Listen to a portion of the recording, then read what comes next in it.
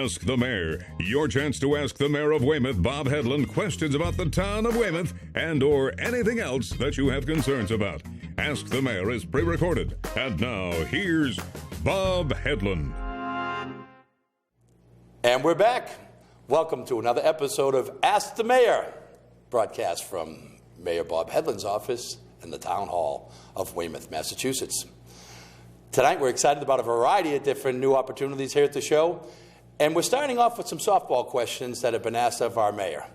Mayor, what is your favorite type of ice cream?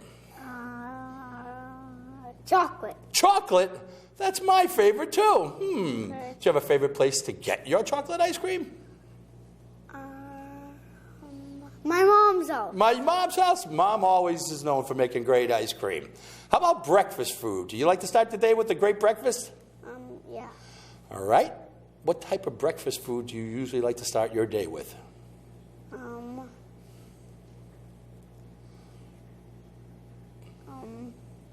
Cinnamon rolls. Cinnamon rolls?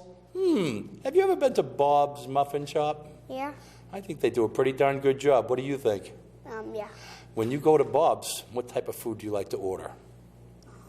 French fries. French fries for breakfast? Yeah. You're not supposed to eat French fries for breakfast. Yeah. Let me tell you, kid, that's how I started out. Get out now while you can. John, you have to put your hands on the table, Mayor, okay, because this is a very serious program. Okay. Are you on school vacation this week? Yes. When you go to school, what are some of your favorite subjects?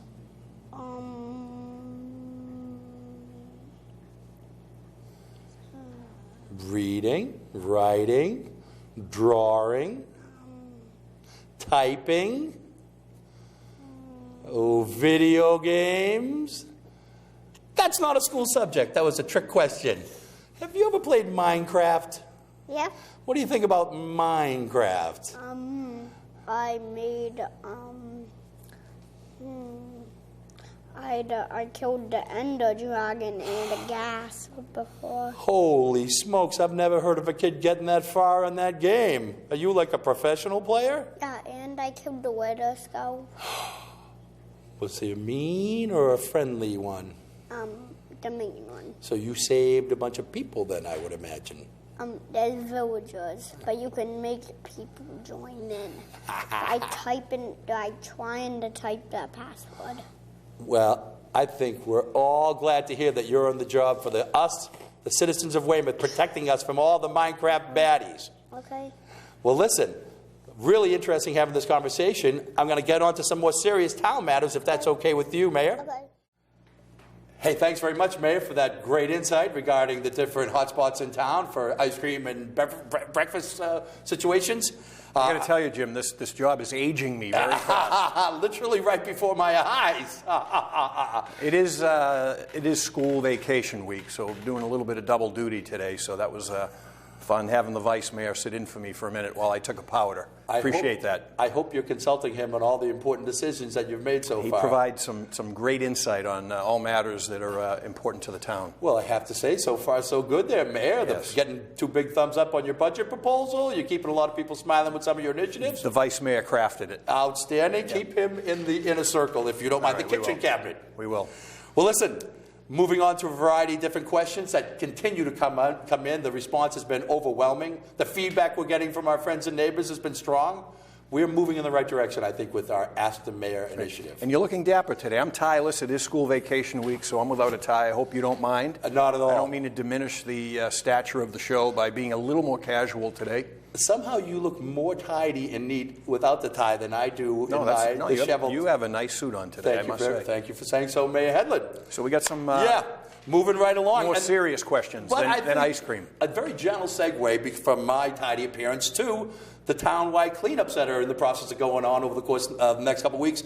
And a question came in from Slender Tuna, or Slender Tuna maybe is a better way to pronounce that. I understand the town purchased a machine to clean up the weeds at Whitman's Pond. When are they going to do it? Excellent question, timely. We had the measure approved, I believe, just recently. It's definitely in our capital spending plan to purchase the equipment. We're working out some details now with the DPW and the folks from Whitman's Pond Association. as to the operational aspects of utilizing the equipment once it's delivered. So actually, no, I stand corrected. The measure was done. I signed the contract earlier this week for the purchase. So I don't know what the delivery date is on the equipment, but it's on the way.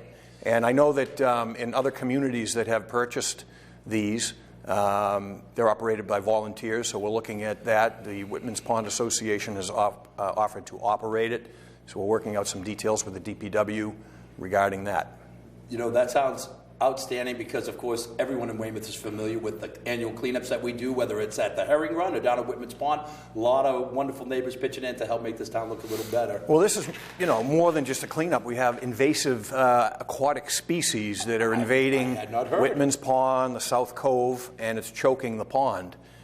So this is a, you know, routine. This equipment will be used for routine maintenance to pull up weeds and the invasive species to keep the pond healthy. Awesome, and it just, from an aesthetic point of view, what a difference it makes. It's so much fun to go down there with your family, wander around those spaces, enjoy what Weymouth has to offer, and they're very unique spaces, obviously. What was the name of the person that asked the question? It was, obviously it didn't come from my desk, it's Slender Tuna. So that must be a, okay. We're not sure. Slender Tuna, should you choose to identify yourself. I don't believe there's any tuna in Whitman's Pond, but it is an important resource for the herring to mate. And a heritage location, needless to say. It binds us through the generations. The Herring Run has just been a gathering spot for so many years. Well, I know I'm going to move you along quickly, Jim, today because we have a number of questions we didn't get to in the last couple segments that are coming in. We have a backlog, so we do appreciate the fact that people are responding with their questions. And speaking of looking in the rearview mirror, we never officially answered the trivia question that we offered out in our first episode vis-a-vis the Senate picture that's up here. Oh, and we did have a winner. Yes, we did. Is it in there? No, I don't know the exact source of where we put that winner, but okay, I know who it was. I'm blanking out now. I know. I got a lot of responses filling up my gas with the drive-through window at Dunkin' Donuts. People were taking shots all over the place. Well, drum roll, please. I'm your Vanna? Dun, dun, dun, dun. And once again, the $1 million question was, when you look at the class of 2015-16 from the Massachusetts State Senate, there was something wrong with that photograph. Bob, the answer to the question was? Something that your average 4th or 5th grader would have picked up on, that Massachusetts is spelt wrong on the official Massachusetts Senate class photo. Welcome to the state of Massachusetts. Of course, we all know MASSACHUSETTS, spells Massachusetts, my home state. There you go. Unless, of course, it's the Senate folks spelling it, and then it's Massachusetts, I think. It's an old Indian word. It means we can't spell in the Senate. So now about those questions that we were going to get yeah, sorry. I thought you said I'd get a chance to sing at some point in this show. Well, listen, talking about things going on in this town, what the heck's going on? A new hot button issue, of course, an older one has been Spectra, but there's a Kinder Morgan insertion here. What does that Kinder Morgan decision affect? How does it affect Spectra? Well, obviously, this isn't one of the backlog questions we have because this is relative to some news that broke, I think, in the last couple of days, where Kinder Morgan, a pipeline, gas delivery pipeline company, had a proposal for Western Mass. I think some people believe that that's going to affect the decision as it relates to Algonquin's pipeline and the Spectra gas compressor station in North Weymouth. It's kind of irrelevant in the sense that it was kind of widely perceived that Kinder Morgan didn't really have a complete approach to advancing this. For instance, they were just relying on executives from within the company out of state to come in here, try to sell the idea. They didn't hire any local consultants, lobbyists, so people were questioning how serious they were. They didn't have, I believe, my understanding is they had no signed contracts the way Algonquin does. So they weren't under pressure to deliver on behalf of customers. And I won't get into the whole way the energy markets work and customers bid for the power. But the difference between that and Spectra and Algonquin is that Spectra and Algonquin have signed contracts to deliver energy for. And ironically, this doesn't help our cause in our battle with Spectra. It actually probably hurts it because Spectra's got contracts for customers, as I said, but this is probably going to open up more markets for them because they won't have that competition in a sense necessarily with Kinder Morgan. So that's the short answer on that, on the news that just broke in the last couple of days. So whoever sent that question and did it pretty quickly. Well, they're on the ball for sure. And in your opinion, does this bode positively or negatively when we look at the big picture relative to I don't know how much it will affect us, but it doesn't help us in any way. I think people saw that as giving us some hope, that if that pipeline project died, which it really didn't die, they didn't go through the regulatory process. They withdrew their proposal. Okay. But I don't think it, and from what the experts tell me just in the last couple of days too, that it doesn't really affect this. In fact, it may enhance the effort to build, for Spectra to build and Algonquin to build their pipeline, because there's more, less competition to them and more customers available to them theoretically. Okay, so there's the distinction. TBD relative to how it may end up trickling down to Weymouth. Well, listen, as we once again look back before we look forward, another question from the archives. There was a Jim Carroll reference at one point in one of our prior shows, and Gary McDougall wrote in and said that the second single from Catholic Boy was "It's Too Late." You may recall we were struggling with that one. No, that's great. Gary McDougall, and I'm aware of Gary through social media, and it's nice to see him comment on something other than issues relating to the schools, and didn't know that he had this depth of knowledge as it relates to music. And what does he say something else there? Well, he does. He says, for an FYI, fun FYI, Catholic Boy was not as huge as People Who Died, but it was on heavy FM rotation in 1980, especially on WBCN. And he said, on a side note, Bob Clearmountain produced a record, which is notable because he later went on to produce Springsteen, the Rolling Stones, and many other marquee acts. Springsteen being one of your wife's favorite artists. I would say you and her share a unique passion for the boss, one that I don't share. The Jim Carroll reference, not to veer off for serious questions, but the Jim Carroll reference came about because I think we mentioned it, and I couldn't remember the other big hit. Yeah. And that was the one rolling around in my mind, but I choked on that one. But I saw Jim Carroll perform Uncle Sam's in 1981. Oh, hey now. And it was unbelievable. In fact, they booked Jim Carroll before he kind of exploded on the scene, so he had that date set. Yep. And then he just was all over WBCN and other outlets, and the place was mobbed. And it was just an unbelievable show. And BCN broadcast it live a week later, or broadcasted it taped a week later. And I still have the tape. Wow. So it was a great show. So Gary McDougall knows his music. We'll give him a big thumbs up on that. And I wonder if he was roaming the streets of Nantasket like you were that fateful day. You know who opened up for Jim Carroll that night was the Stompers. I'm sure you're aware of the Stompers. Yeah, sure. Everybody loves the Stompers. Big local band. Well, lots of fun down in Nantasket Beach in the past and in the future, too. It was a great spot to hang, needless to say.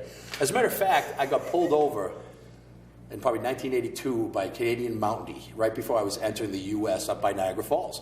And the guy pulls me about a mile from the border, and he says, you were speeding, and then takes my license and registration. He comes back, he says, today's your lucky day. I said, well, why would today be my lucky day? I'm being pulled over by a Mountie in Canada.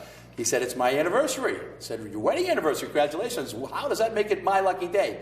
He goes, you're from Weymouth, Massachusetts? I honeymooned in Hull.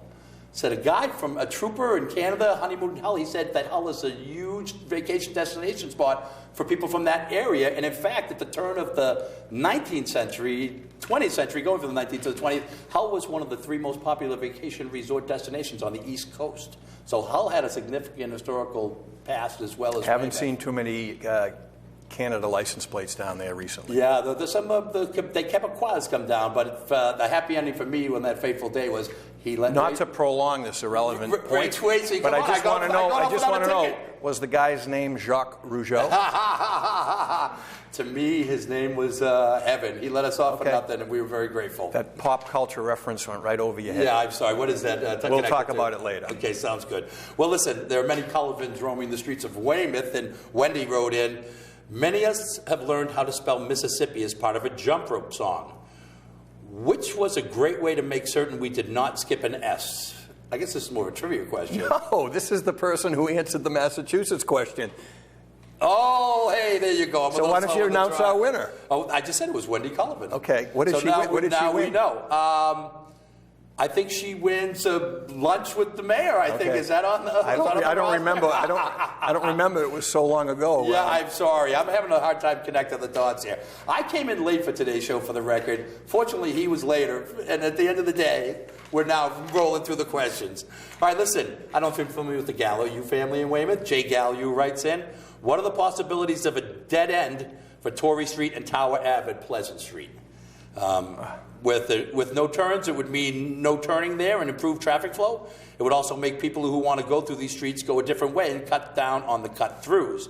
I remember meetings on turning the first part. Of Ralph Talbot one way, and they talked about emergency vehicles.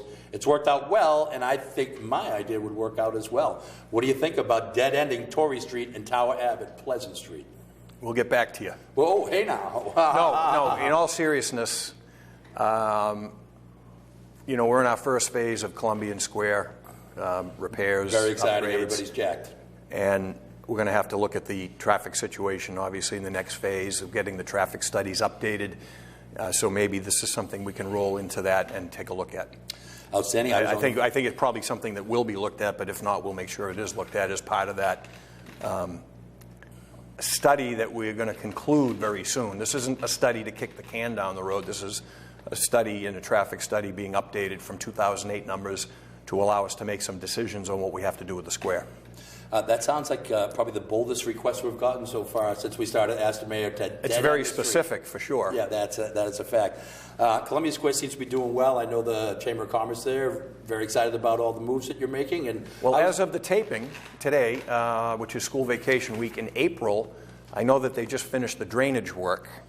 And I think that the grinding on the pavement should start, I think, early next week, so post-vacation week. Excellent. So I was on the phone with George Montilio this morning speaking about Columbia Square. He sends his regards. I told him I'd be seeing you this afternoon. Excellent.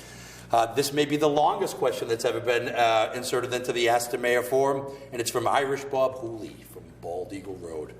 Are you familiar with that? I like the fact that people are attaching their names to the question. We will take anonymous questions too, but it's great that people are attaching their name. And connecting friends and neighbors. It's what we do here at Ask the Mayor at the end of the day. Bob wants to know, on August 24th, 2009, the town of Weymouth grieved together with the loss of a town hero and dedicated civil servant. Officer Michael Davey lost his life on duty after only a few years on the force. He was an Iraq veteran and one of my dearest friends. I've been to the State House on a few occasions which they have honored him, including adding his name to the Wall of the Fallen. My question is the town going to honor him with a memorial or the naming of something in his honor? I do not know the meeting room at the police station. I do know the meeting room at the police station is named after him. Unfortunately, most in the town, including his amazing 4 kids, will not be able to see this. On the date of his funeral, which was a complete downpour, the streets were lined with residents, which was a very special thing. I do not believe the town should honor him with the road, park, etc. Any thoughts on how we should? I do believe the town should honor him with the road, park, etc. What's your thoughts? That's a great question. As of this taping, we've been here for less than 4 months. Nothing has been under consideration. This is the first time it's really been put forward to me. I think it's a great idea. Ironically, yesterday, I met with a Eagle Scout candidate who wanted to get my approval for a Eagle Scout project that involves some town land, and he wants to create, as part of the project, create some signage at the new kayak launch down on Commercial Street in the landing next to the MBTA parking lot. There's no signage visible from the street, and he came in with an idea. The funny part about that is that kayak launch is not named for anything or anyone.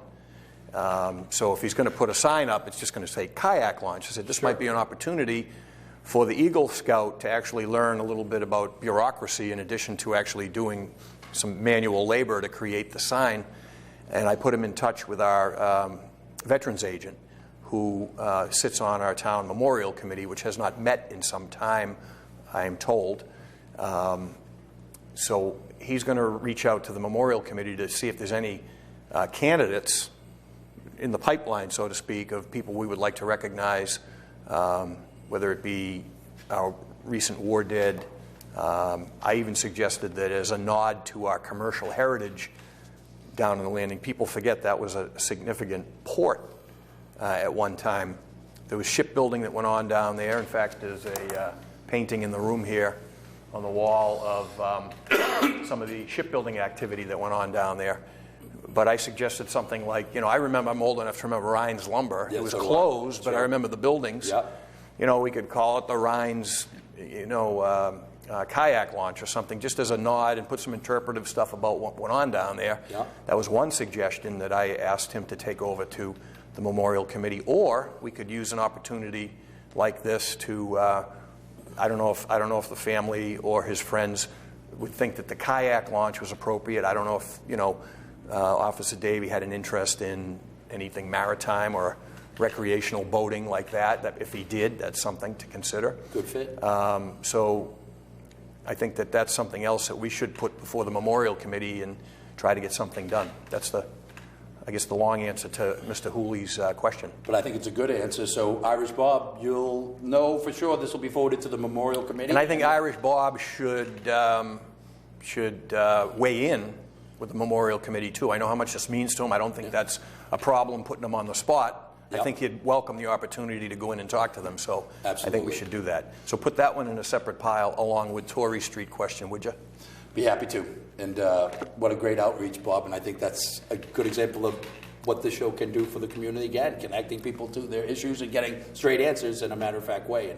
And that defines the path, I think, really clearly. And what a great way to honor Officer Barry, who I did not have the pleasure of meeting personally. Did you get a chance to know? Officer Davey. Davey, I'm sorry. Yep. Today's not my day? In passing, I met him, yes. Okay. Yep. And I believe his dad was a police officer here in town also. Oh, great. Okay, unfortunately for me, the questions now, the font size has gone down from 16 to 8. So we're putting on the glasses, and we're offering you some thoughts from Judy G., who says, Dear Bob, it was a pleasure seeing you again last evening. As I promised, I'm forwarding you my resume. What's the date on that? I'm sorry, I'm in the middle of one of these seasonal colds. The date is relatively fresh. It's April 16th. What's the date today? I'm trying to remember. I'm trying to remember where this meeting occurred. Yeah. Well, listen, she's a nurse. It looks like. I just want to assure you that it was on social media and in the news this week that with the planning director, I visited the former 3A motel, now known as the Arbor Inn. I just want to assure you that the meeting didn't occur there. And that's become a hot button issue. Well, listen. So what's the question? Well, the question basically was she's looking to position herself relative to future employment opportunities. It looks like she's got a stellar career. Judy, again, I'm sorry, the font size is a little small. Was this addressed to Ask the Mayor? It's formidable. This was and you directly... sure this wasn't cross-referenced with our HR department here? This is to Robert Hedlund Mayor, so I guess all roads lead to Rome, and needless to say... well, that one can go in the other pile, too, and we'll look into it. We are assembling quite a variety of piles here. But listen, as we look to wrap up another edition... Does she outline what her qualifications are? Very clearly. I think I'd hire her if I were you. I don't know if you're looking for a nurse, but she looks like she's very qualified. Well, listen, when we get to this part of the program, as it's currently formatted, we've been... This is further evidence that I do not get to see these questions in advance, folks. Trust me. And obviously, I'm in the same category as him as we're opening up this file. Whoever's doing our filing, we need to have a conversation with. And I assure you, the next show, we're going to, in rapid-fire succession, answer more questions more succinctly. Well, here we go. As we look to salute a citizen of renown that has roots in this amazing community, today's version, we're going to talk about and feature Tim Sweeney. And for those of you who don't know Tim is from North Weymouth originally, and as far as I know, and maybe you could speak to this because you're such a great trivia guy, he's the singular representative from our town for the U.S. Olympic squad. Tim skated in Albertville, France in 1984 and was on the U.S. Olympic hockey team. And Tim enjoyed... What year? 1984 in Albertville. But Tim was the captain... 94. 84, I thought, no? I was on Wikipedia today. 84? Yes. Oh, thank you very much, Mayor. 84. Yeah, Tim's. That sounds about right, because Tim's about 5 or 6 years younger than me. Did he also play on the team later? I think that was a singular season as far as I know. 1984. More to follow. As far as with the Olympics. But Tim was the captain of Boston College, the college hockey squad. Tim played for a variety of NHL teams, including the Bruins. He actually skated in the Winter Classic that they just had down in Foxborough in January. Tim was. I remember when he came to the State House on some Olympic mission of some sort, representing the Olympic Committee, and I had a picture taken with him. It was my first or second term, and I just recently came across it when I was packing up items at the State House, and we both looked like we were about 10 years old in the photo. You know what? I'm now starting to lean your way regarding the date of the team of the Olympic team date, because it says here he was at Boston College from 85 to 89, which means he would be in high school in 84. Doing my math. So again, in reference to our pre-prep for this show, it looks like we've got a lot of work to do. That's okay. I mean, in the end, we get it right. I think so. Well, I think he was in the early 90s Olympic. I think that makes a little bit more sense in lieu of the timeline. Wasn't he? Oh, no, he was on the Miracle on Ice team in 1980. Didn't he score the winning goal over Finland? I think he passed the puck to Bobby Orr in 1970 when he scored that goal when he's flying through the air. Tim, your reputation grows. And speaking of that... Who was the defenseman that tripped Bobby Orr in that photo? For the famous Blues. Photo for the Blues. Don, you go. That's your neck of the woods. Noel Picard. Well, regarding Tim and all the fun associated with his great success, do yourself a favor and go to Wikipedia and check out his biography. Anybody who's familiar with Wikipedia may know you get to insert your own content. You can write your own bio and write your own story. His daughter wrote his teenage daughter, and it's absolutely hysterical. And I'll just leave you with the closing remarks that she put in here, referencing his stellar athletic career. And he's gone on to a great career in business, too. He lives in Hanover right now, married the former Chrissy Roach, another Weymouth citizen. And it says, this is the final note, Tim has two daughters, Emily. She's an amazing singer, and Lily. He also has a son. Lily is his favorite child. She also plays for Synergy Soccer. Go check them out right now. They need a goalie. This is on the Wikipedia page. So it's good fun. He's a great guy. And a not-so-gentle segue to Tim's appearance at Wayfest, an amazing community-building event that we're putting together for June 18th. More on that to follow. I'm going to allow I think we should talk a little in the next show, a little bit about Wayfest. We're really excited about tease on that. Could you, if you don't mind, close out with your component of this program? Is there business of the week that you would like to highlight or say thanks or just salute? Well, I mean, we have a lot of coffee shop options here in town, and we have a huge proliferation of Dunkin' Donuts, which is fine, but I like to visit I know they're independently owned franchises, locally owned, but I like to visit the independent, locally owned coffee shops once in a while. And as you should. Today I had the pleasure of driving through the drive-thru at Everyday Cafe. Do you know where that is, Jim? Being the South Weymouth guy. It's right on Route 18, isn't it? Right by the 99? No, it's not. It's on Route 3A in Weymouth. They have two locations, one in Quincy and one in Weymouth. Great. And really great gals that work at the facility there. They're very pleasant when you go through the drive-thru, and they provided me today with it's my first iced coffee of the season, by the way. It's 70 degrees. I usually wait until it's at least 70 before I go to the iced version. And it's a Swiss chocolate almond black, and it brewed perfectly. So that's the business of the week. If you're in North Weymouth and you want to break it up, you don't have to go to Dunkin' Donuts all the time. Mention Bob's name for a free cup of water. They'll give you an extra ice cube. Well, I think we're looking to conclude another episode of Ask the Mayor. Of course, my traditional sign-off is, stay tuned for Dark Shadows. Any final words, Mayor? The crew thinks you're insane. They just don't get it. They don't get the references, I'm sure. They blank stares when you mention these shows. See you next week. Thanks, everybody. If you have a question, please email the mayor at askmayorbob@gmail.com. That's askmayorbob@gmail.com. Maybe your question will be answered on the next episode of Ask the Mayor.